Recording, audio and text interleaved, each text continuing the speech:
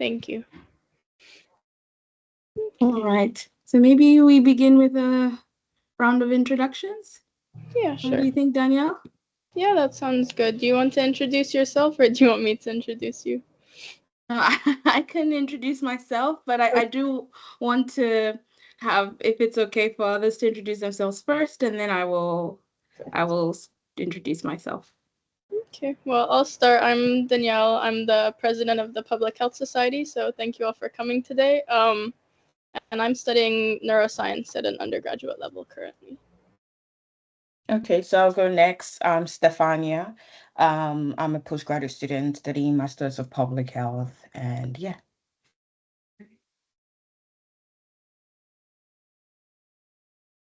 Hi, I am Ayat.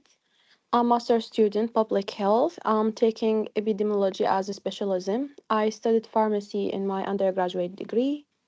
And thank you. Hi, I'm Pankuri, and I'm also a master's student of public health, and I'm taking data science as my specialism. And in my undergrad, I studied dentistry. Yeah, okay. I'm Alpha Adamu. I'm also a master student of public health, taking data sciences as a specialism. I have my undergraduate degrees in medicine. Okay. Okay, so I'll introduce myself. I'm Evaezi. I am currently working with Unitaid, which is a hosted entity under the WHO. I am a program officer.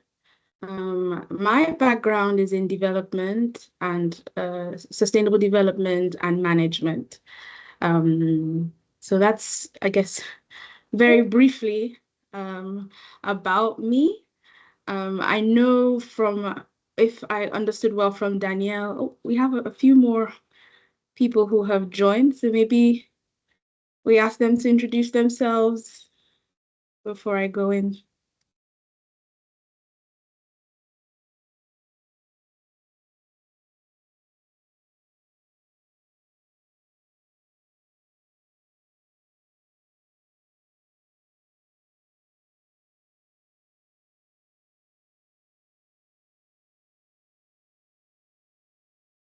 Maybe Ram, Sanjay. I don't know if you can come in, just introduce yourself.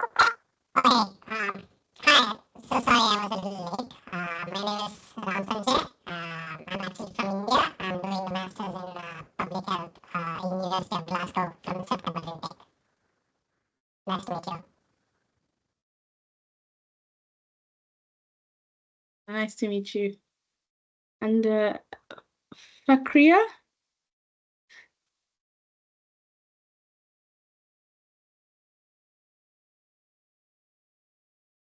Hi, good afternoon, everybody. Can you hear me?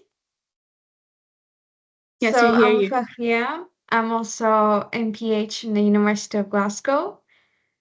So I'm excited to what I'm gonna learn from this meeting. And yeah, nice to see you. Nice to meet you. Okay, good. So I had just introduced myself. I don't know if you guys heard that, but I'm Evaezi and I am working currently as a program officer within Unitaid, which is a hosted entity under WHO. And yeah, I've been invited by Danielle to come chat with you all. I understand that there are a few questions. So my background, very quickly, I mentioned, is more in development. So I did my master's was in sustainable development and territory management, and my undergrad was actually in international relations. And I can tell you a little bit of how I got into public health, but I don't want to go speaking on things that maybe you do not want to know. So I will first find out from you if you already have some questions. What are your expectations from this chat? What you would like to know? Those type of things. It's an informal chat, I've been told by Danielle, so I do not have a presentation. I'm just here to talk with you guys.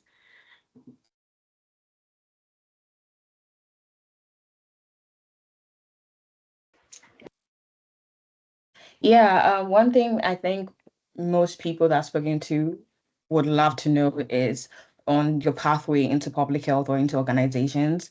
Quite a number of us are postgraduate students and will graduate very soon in August, and we'll like to know how to get into that space, what to do, what not to do, what you advise, what you don't advise, and how to build our way to enter into whether public health in general or international organizations, or how to just get there. Okay, so I can maybe to help respond to that, I can start with maybe how I got into public health. That can help. So my background, as I mentioned, was in international relations. So I already knew I wanted to work in an international organization. That was my dream, so to say. That was my plan. I'm originally from Nigeria. So I had studied, I had done my undergrad in international relations in Nigeria, and I was thinking, what can help me get into the international sphere? So I thought, well, the first thing that came to my mind was I better start learning other languages. That was the very first thing that came to my mind. And as a Nigerian, we are Anglophone. So I thought, why not start learning French? And so I went into the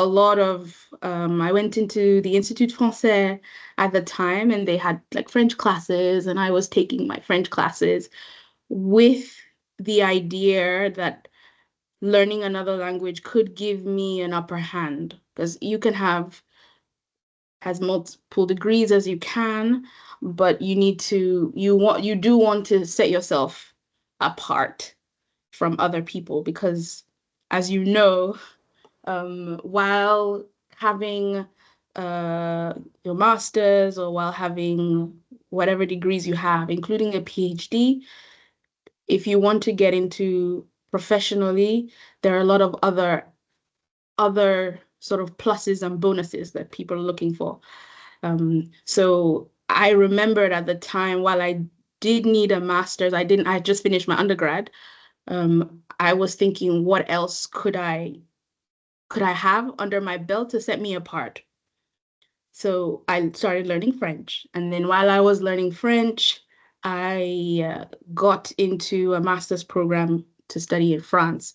So I went to France, and that's where I did my master's in development and sustainable development. And in the meantime, I learned how to speak French. And I start with this because I know from your backgrounds, you all have uh, you're all from like a medical background. You're either I've noted like dentistry, pharmacy. You're doing your degrees in public health.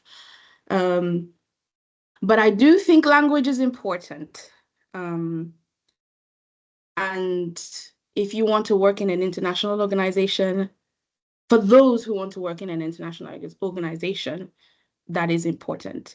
If you want to focus more in like maybe a private sector, or in research, or maybe in a university, in a lab, or then it may not be as important. But I think if you do want to consider working in more international, multilateral companies, stuff, language is important. So I learned French.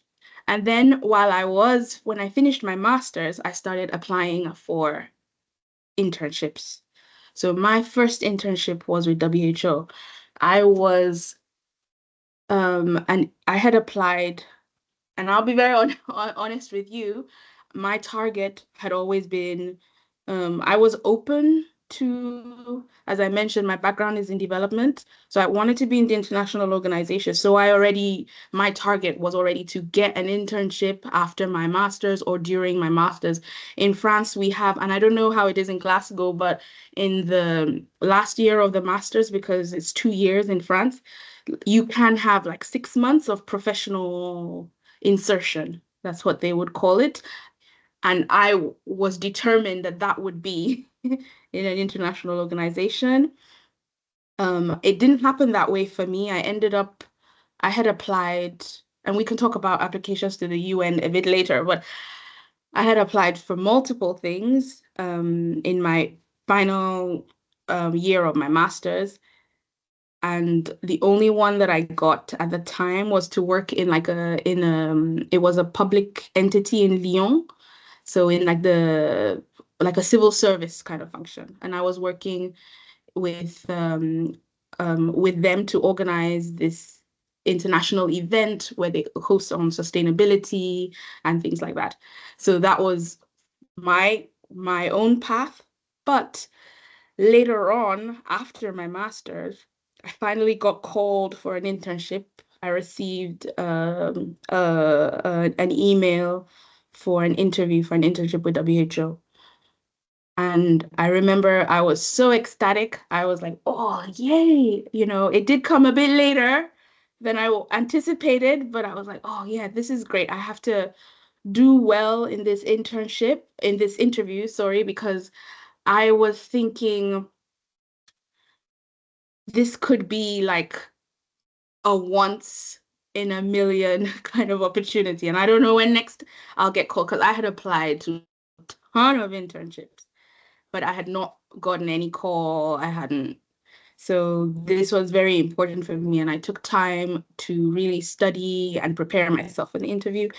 I actually started in WHO, but I was in the external relations division. So this internship they had called me for was under the resource mobilization and external relations department of the WHO.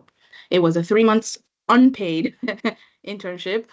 Um, and but I mean, I was in Lyon.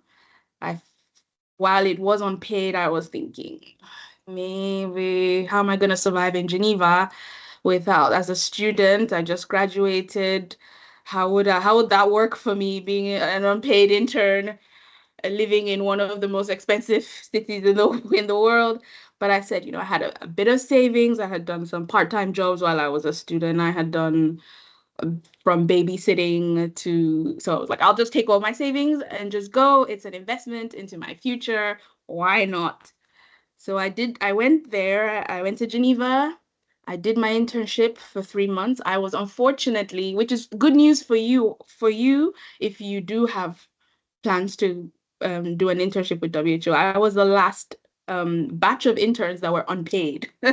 So good for you. Now WHO do pay their interns. So if you are applying for an internship, know that you will have some kind of allowance or some kind of paid payment. Not so much, but it's better than nothing. So I did that for 3 months and I loved it. I really, really loved my internship. I loved WHO at the time. And I thought, you know what, this is where I want to be. How do I stay here? 3 months is very short if you if you think about it. It's not a long time. So I remember they would have different sessions.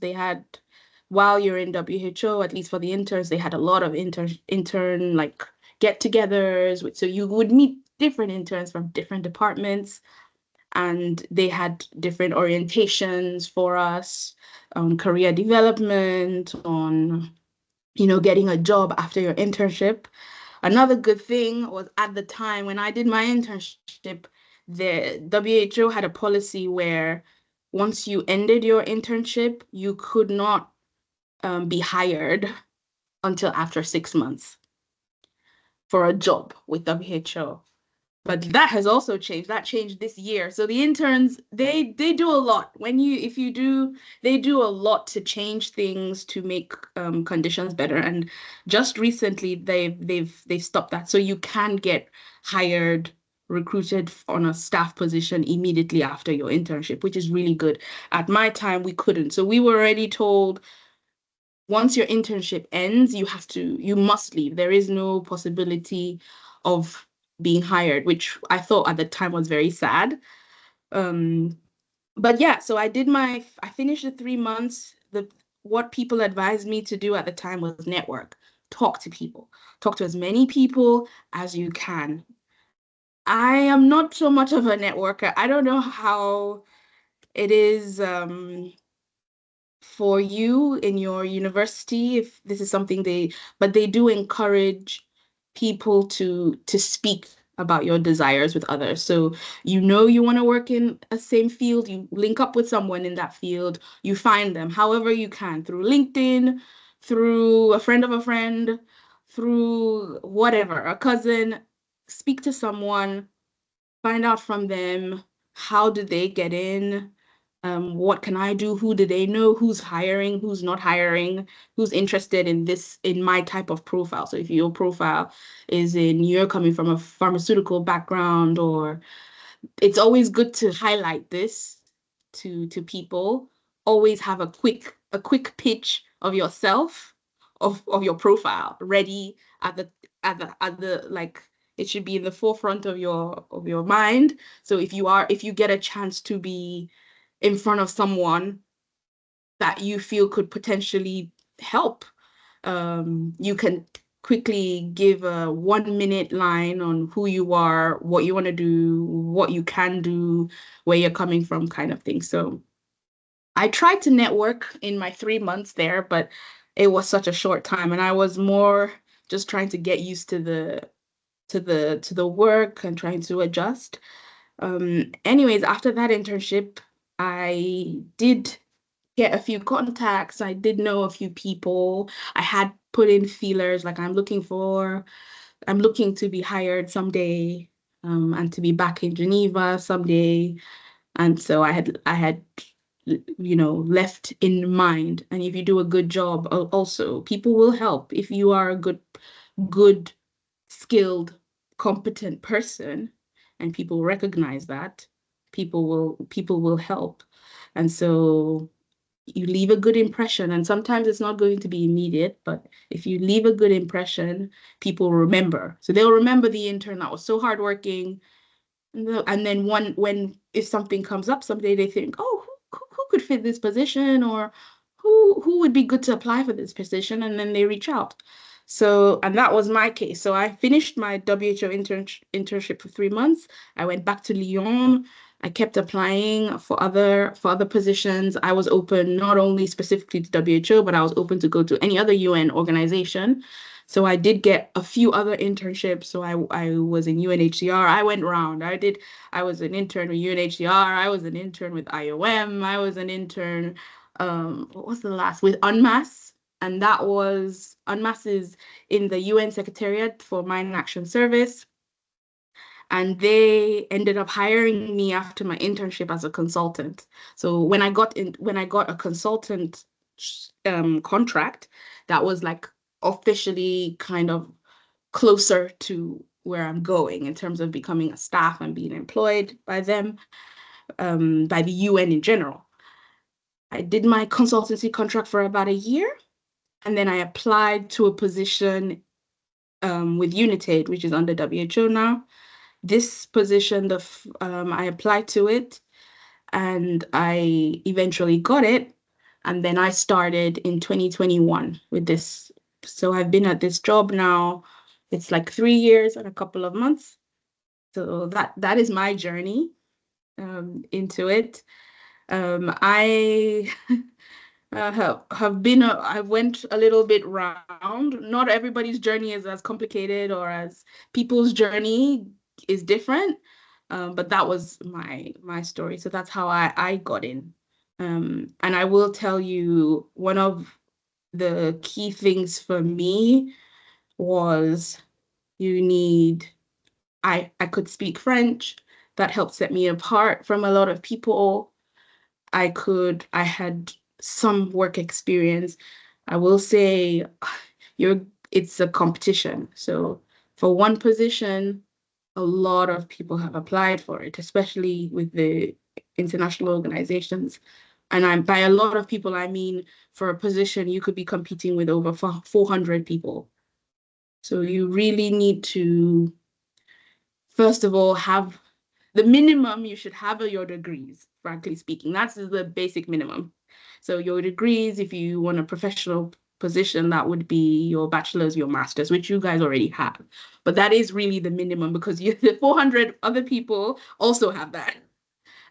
So then you start to look for what sets you apart. And what sets you apart is your work experience in other things.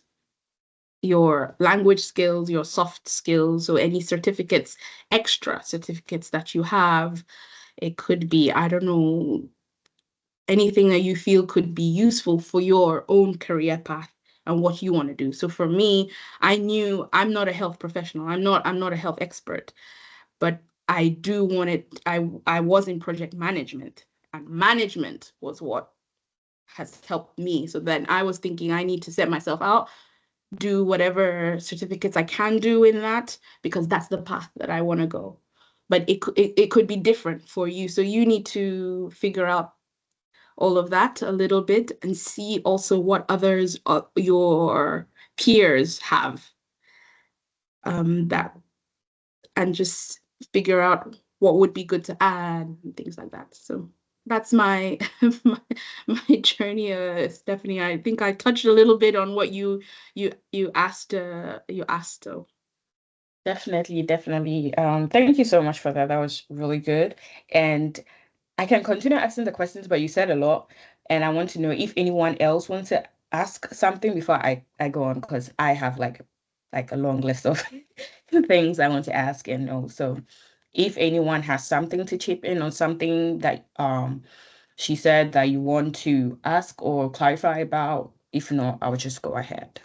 So Yeah, I have just a follow-up question. You were talking about the language requirement, right? So, apart from French, like I see the job profiles and they say French, German, and Spanish. So, which is the most preferred language by WHO? There's Is no it? preferred. I have to be honest, there's no preferred. I do know, so it depends on, I would think location is important. So if you're gonna work in Geneva, because WHO offices are all over the world, right? They have offices in different countries. So if you would like to work, you will apply. But for my case, I knew I was applying to WHO in Geneva, and Geneva, French would be important. French, and then potentially maybe German, maybe, but but it depends on where you are. So if you, I mean, you wouldn't apply to the country WHO country office in, I don't know, in Jordan maybe, and French would be your number one. You know, you have to. It depends on where you're applying to. So I think how they do say it. And if you see any applications, they say I think the six languages, um, 6 UN languages. Yeah. They say that. I think if I'm not wrong, it's English, French, Spanish, Chinese, I think Arabic, and I've forgotten the sixth one. I don't remember the sixth one, but Russian. yes, Russian. There we go. Yeah. So at least I would suggest these 6. You can pick, if you already speak 2 of these 6 languages, that's already great. That's how I would go about it, but I don't think there's a preference. However, like I said, if you want to stand out, a lot of people speak French. A lot of people speak French. Like I think French is after English, at least from the UN, from the 6 languages. After English, French is number 2, is with the most spoken, and then maybe Spanish. I know the rarer languages is Russian, Chinese, Mandarin, and Arabic. And I used to know of an intern I remember while I was studying, who was really serious about learning Arabic, because she was Italian, and she thought this is the one that would set her completely apart, because not a lot of people were speaking Arabic, very few people. And then so you can decide there, but I would suggest, at least if you know more than one of the UN 6 languages, if you know 2 of them, that's already really good. And then you decide if you want to learn a third one or even a fourth one, or Okay, yeah. Anyone else? Any more questions from anyone else? I was just wondering how you feel that your work with NGOs and other UN organizations helped shape how you approach your current role at UNITAID, if they did? So I think so they're different. It depends on the type of job that you're applying for. A lot of times, like with my job I'm a program officer, I work with a lot of stakeholders. So I'm not I'm trying to figure out the best way to put it. I guess I'm not limited to only a certain type of entity. So I don't speak with only other UN organizations or within WHO. A lot of my work is relating with other entities, so with local NGOs, with civil society. It's more cross-cutting type of position. And it helps because my background also is in international relations, so that was the idea. That was so a lot of times we're talking with universities. So if I go into a little bit of what we do or what I do in UNITAID is we manage grants. So we give money for upstream innovative research, innovative medicines, long-acting technologies, those type of things. So any type of research we give sort of a seed funding to help amplify this. So, and we've been quite successful in a few areas, particularly in HIV. But what this means is I relate a lot with our grantee or with the people who we basically give funds to. And these are always most of the time either they're not always UN organizations. There are a lot of times NGOs and civil society, and that's always good because you get to hear, and you sometimes being in Geneva, you're far removed from context. And these, when you are relating with the local NGOs or NGOs who are in countries who are actually doing the more concrete, tangible work, that's always is always good to see, good to hear, good to relate with, and it keeps you also grounded. Because sometimes Geneva, I mean, I don't know if you've been to Geneva, but Geneva is a bit of a bubble, and it doesn't. You sometimes you work, but you're far removed from the reality. So I don't know, Danielle, if that answers your question, but. Oh no, it did. Very interesting. I'm learning so much today. Yeah. And you, based on that, one of the questions I put down was if you could talk us briefly through like what your day-to-day, like what your day-to-day looks like or work looks like, because I found that my background is also in pharmacy, and like what I learned in school, like some internships I took and everything, when I was physically working at a place, it just felt so different. And I just felt like, I always wanted this, but now I'm not even sure if I want this again. So anytime you get an expert, we just want to know that, okay, what does the day-to-day look like? So I'll see that, okay, this is actually what I want. Yeah. Oh, that's a really good one. Because it's true that when you're studying, you have an idea of what you would like to be doing, but the reality is always slightly different. And I say this also because I had I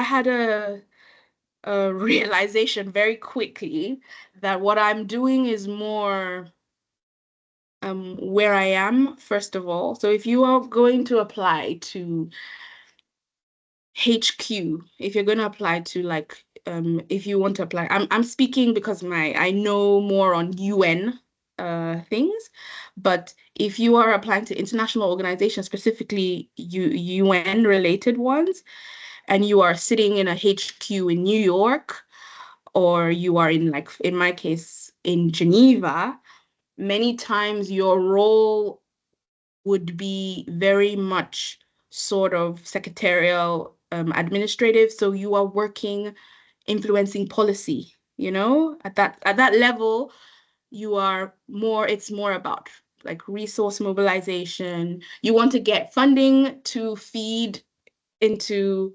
the country offices kind of so a lot of the things are reviewing documents, reviewing reports. So I review a lot of reports from our grantees who are in country, who are implementing the project.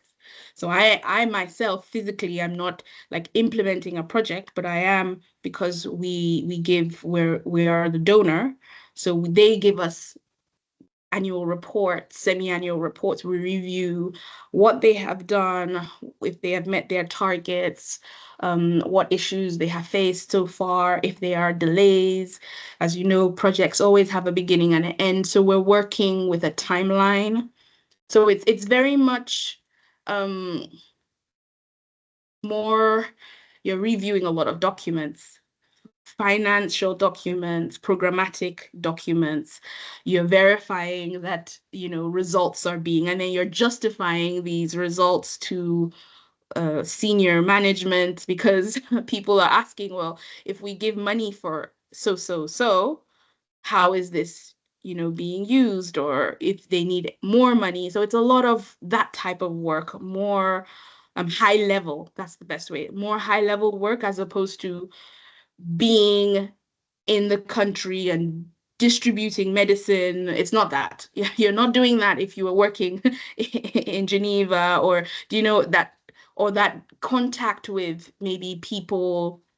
I mean, I guess if you have a pharmacy background, I don't have a pharmaceutical background, but if you do it, if your idea is more to work in like a big pharma, where you are working to develop medicines or stuff, that's different. But or if you want to be more, have yourself a local pharmacy somewhere and you're distributing drugs, is different.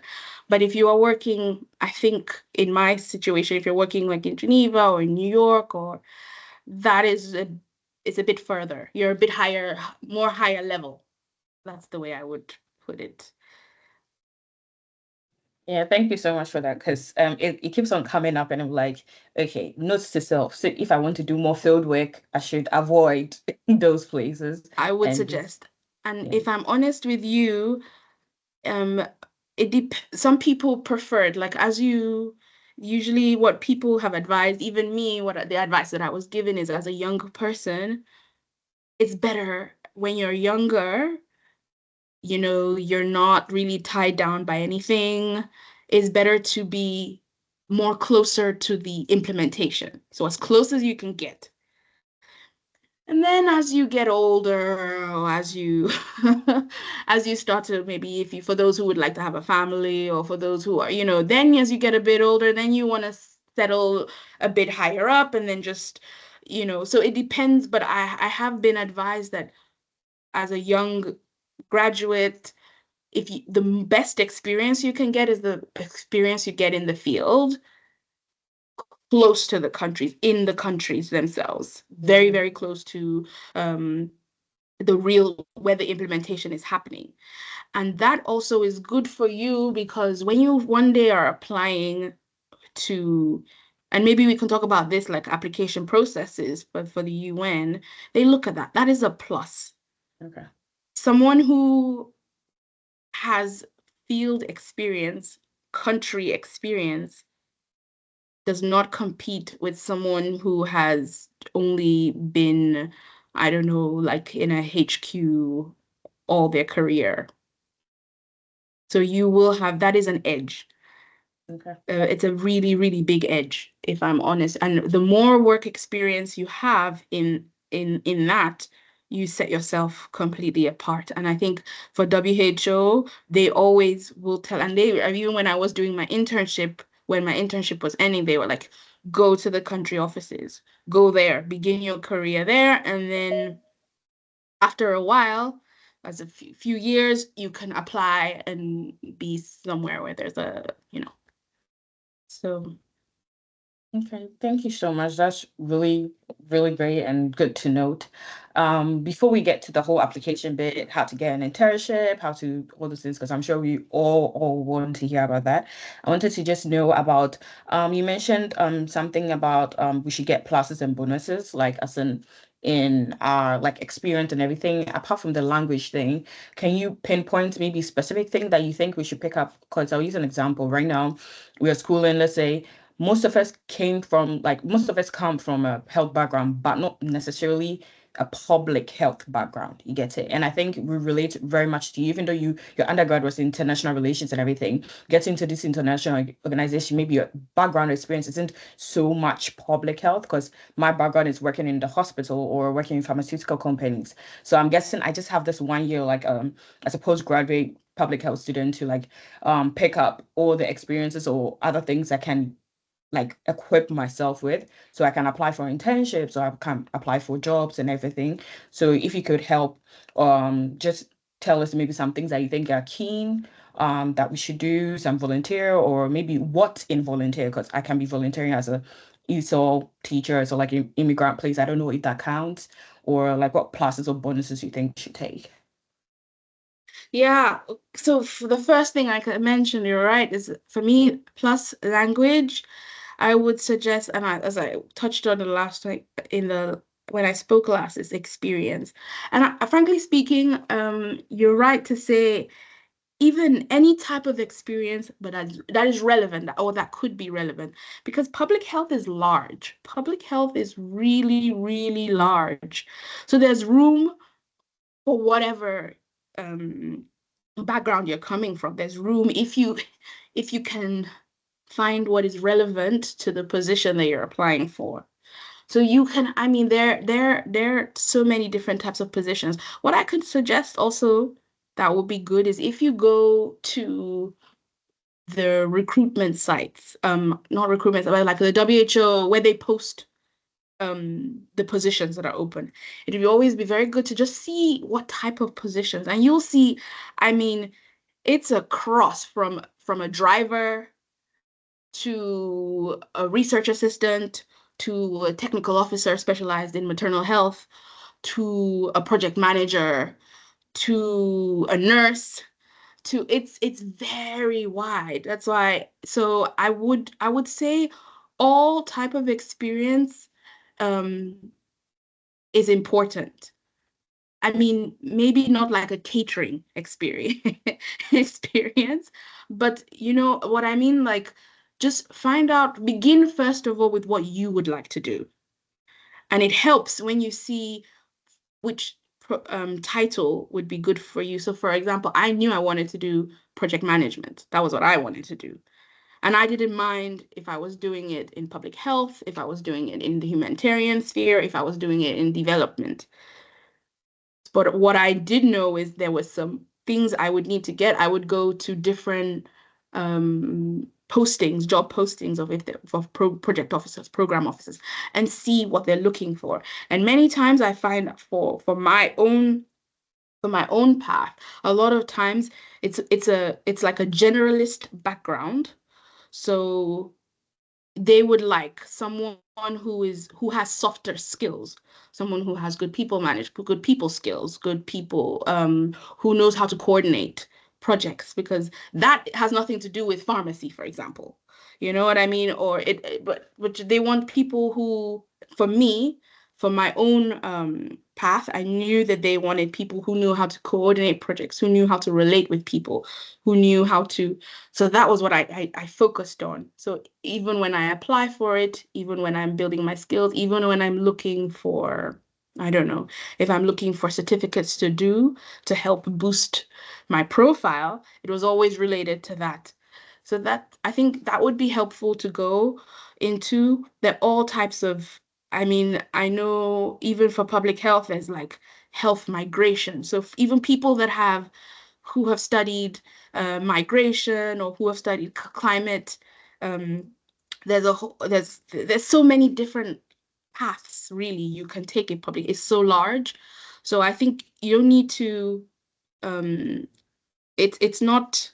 There's no defined course. You just need to know what you would like to do, what you want to do, and then adapt yourself to that. Like adapt and even if you want to change, a lot of people I know, for example, I have colleagues where I'm working, they studied as their undergrad pharmacy, but then they're working in like supply chain procurement. They specialize in procurement of medicines and in supply chain. So it's really what you what you would like to do. It matters what you've studied, but it matters more how you can adapt yourself to a position that you would like to have. Let me know if I covered what you asked. Sorry, I was muted. Yes, you did. You clarified some things, making us, well, first sure that whatever background you're coming with, it's applicable to wherever you're going, and also just focus on what you want to do, then start from that point. So Yeah. that's very great. And I guess, well, we'll come to the bit of how to apply. How do we get WHO internships? I got so many questions on that. Some sites or places to look for internships.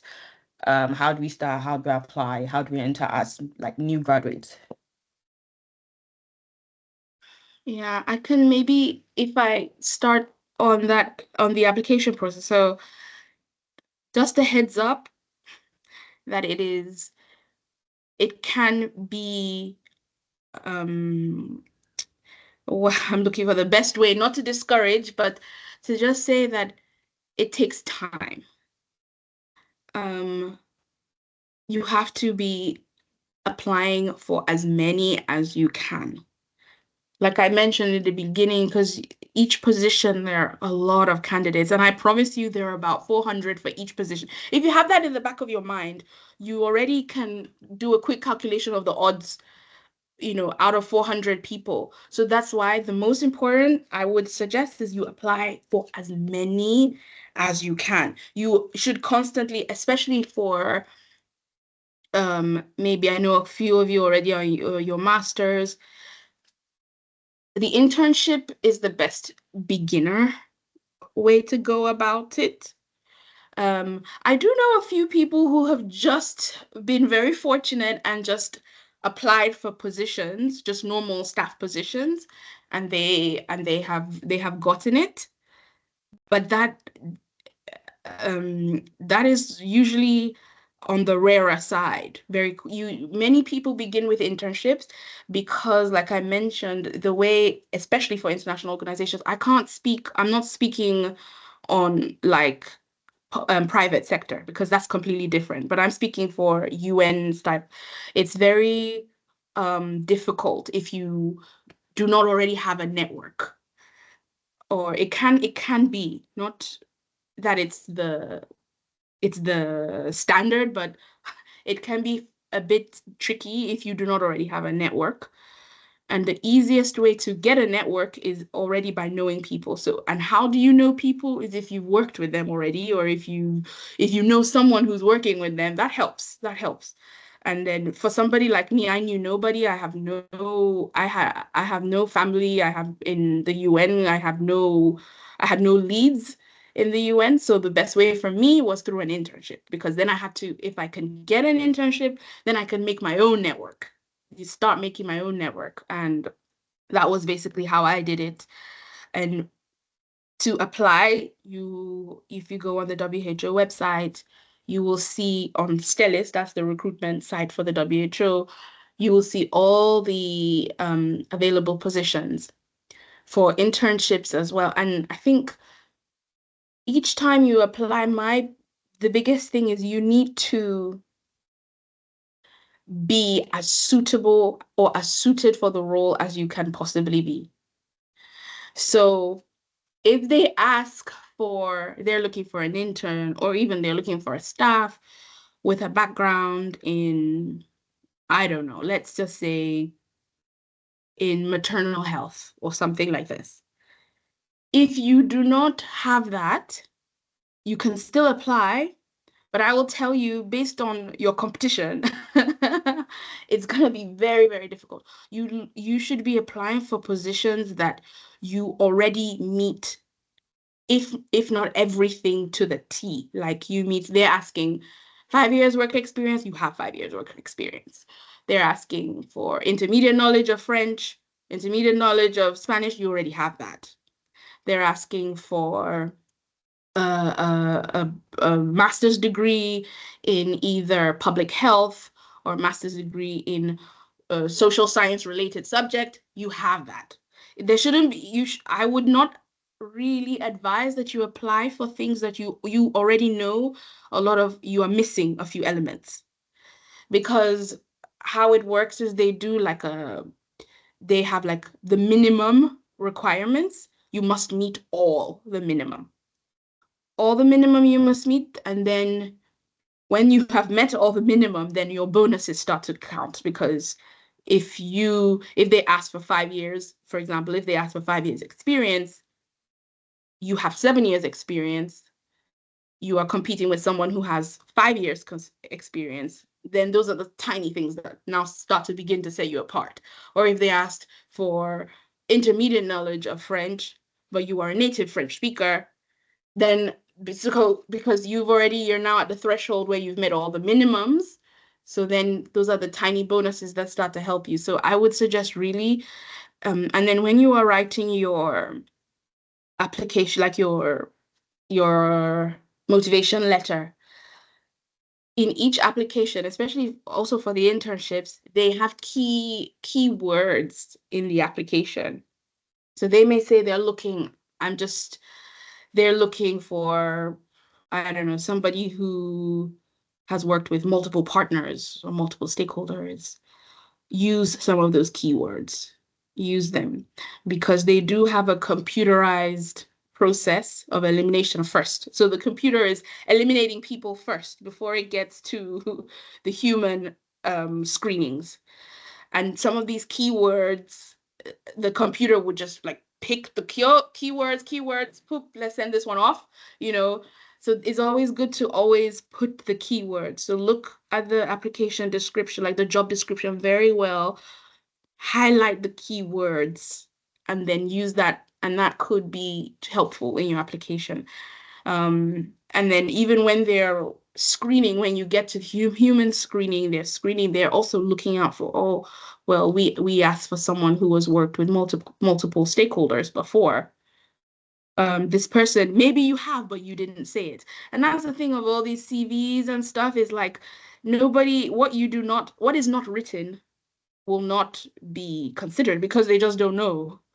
So you really need to write out exactly what you have that complements the job description, and that helps. And then in your interview, when you are called for an interview, that's where you can really explain some of the other things that add. But if you begin to just speak more in a fluffy manner of all the things you've done without highlighting key things that they're looking for, then that works for sure against you in the application process. So that would be my big sort of advice for your applications. Always tailor. Each application should be tailored to the job. You have to tailor it. You cannot have one generic, and you'll be applying, like I mentioned, you have to be applying for many. So you can be applying for 50, but each of those 50 applications needs to be very well tailored. You cannot have a generic CV, a generic motivation letter, and that doesn't work for at least for the international organizations that I know of. Doesn't. And then maybe I think another thing that I would suggest is, if you are rejected, don't take it personally. I think it's very competitive, very, very competitive. That's why the more applications, the better. Nothing is personal. If you do get multiple rejections, keep going. Keep going. I can tell you, even for myself, I've probably applied to over 100 positions. I'm just being honest. And it's very possible, at least for the UN, they don't always tell you you've been rejected. So you could just be like ghosted, like nobody responds. And they usually write that we will contact you if you are, considered for an interview, or if you're considered. So it's okay if you do not get a formal letter saying, oh, we've rejected you, or you've not. It's a normal, it's not out of the ordinary. It's normal. They usually, because there are so many candidates, so many times if you just don't get any response, then you keep moving. And then for my case, for my WHO internship, I had applied for it a year before, and they contacted me for an interview almost a year after I applied. So it's these type of things. And I remember thinking at the time, like, when did I apply for this? And I had to go quickly back to what I when I applied, what I had written, those type of things. So that's why I apply for as many as you can. Just keep applying.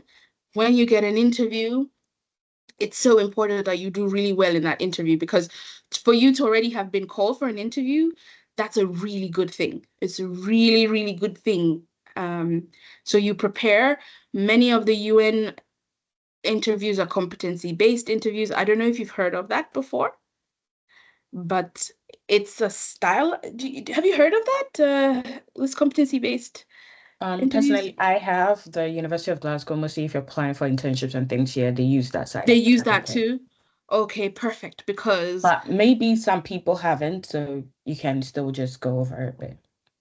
okay, because that interview style was new for me.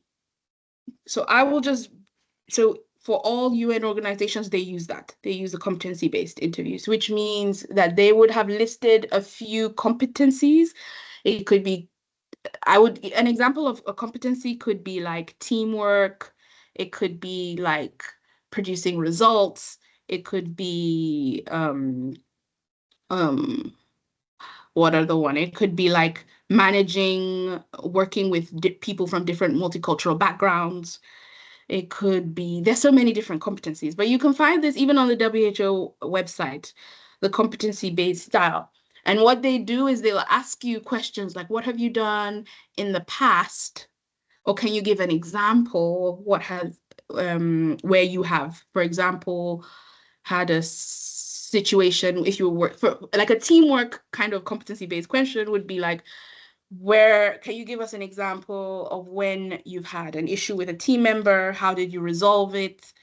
So they're looking for past experience.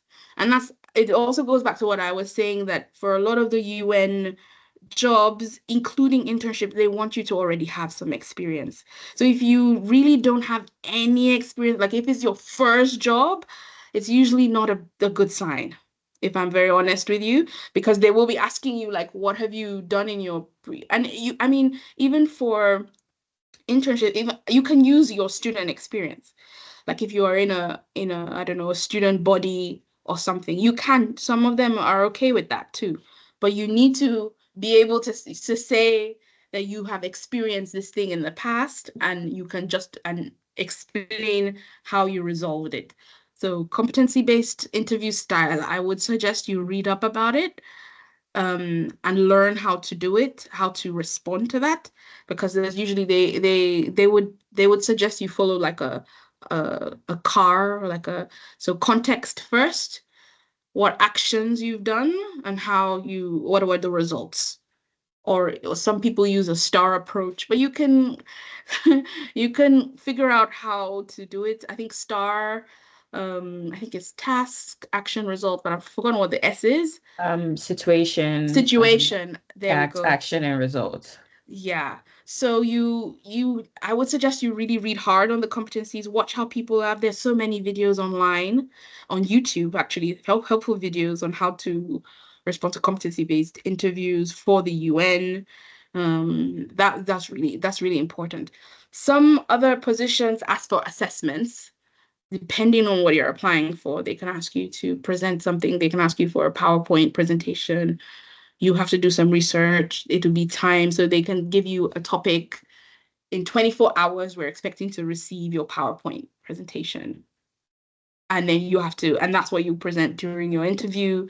So they're different. And there's a new style too that I recently went through, which was, it's an interview style where you're pre-recorded.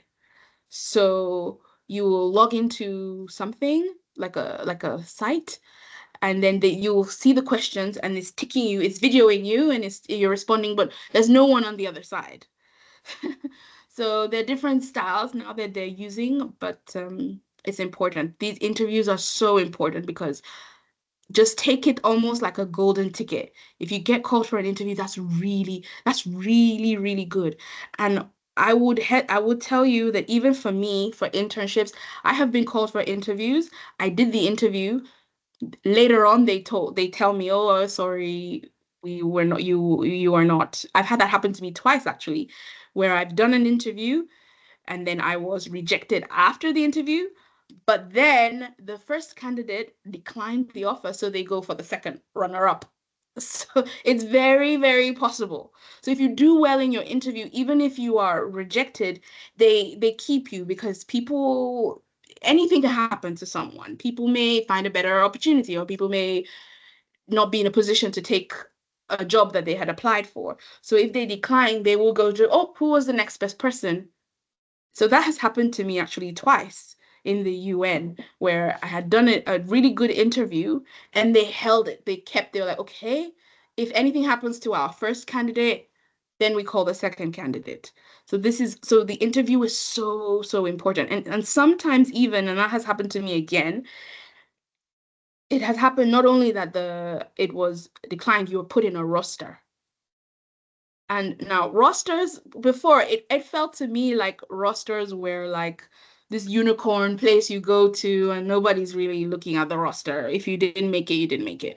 But not all the time. Sometimes they're desperate. Sometimes they are in situations where they need people very fast, very quickly. They don't have time to do a full recruitment process. So they just go to the roster of someone who has done already a really good interview, who has already met what they're looking for, and they just pick from the roster. So that's why I'm emphasizing how important the interview is, whether you do get it or in the first place or not, because you could be placed in a roster and they will call you sometime. It could be a year after, it could be 6 months after, it could be 2 years after, who knows? Because the timing is not always the best. It's a bit slow sometimes with the recruitment processes. So that's yeah, I think that's it. I don't know if there are any questions particularly on this that you would like to find out. I'll see if anyone wants questions, but thank you so much. Like you dropped a lot of gems, so I hope everyone is taking notes and we are putting down some things so we can use in our journey. Does anyone have any questions to ask, any clarifications, anything at all? We're nearing the end of our meeting as well, so if anyone just has any last minute questions, ask them now or don't, but you know. If not, I think we can just end the meeting on that because I know you have somewhere to be, Evaezi. So thank you very much for coming to talk to us. It was honestly Very educative. Thank you so much. Very educative. Thank you. Does Ron have a question quickly? He just popped up. No, nothing from my side. Thank you so much for this valuable session. It was really nice. Thank you so much. It was really, thank you really so much. informative. Thank you. Perfect. All right. Thank you all. Thank you. Thank you very much. And I want to ask if you can share with us your LinkedIn. Sure. I'll send out an email with the LinkedIn and all that after, so don't worry about that. You'll get an email. Thank you. You're welcome. Okay, on that note, everyone have a nice weekend. And I hope think you Alpha, do you want to say something? No, I just thanking her for the session. Okay. Tanya, you can go on. Okay, no, that's it. Just have a nice weekend, and I hope you all took away something from this. And if there's anything you want to rewatch, we should be posting this on our YouTube channel as well. So, okay, bye. Thank you all. Bye. Thank you. Bye, everyone.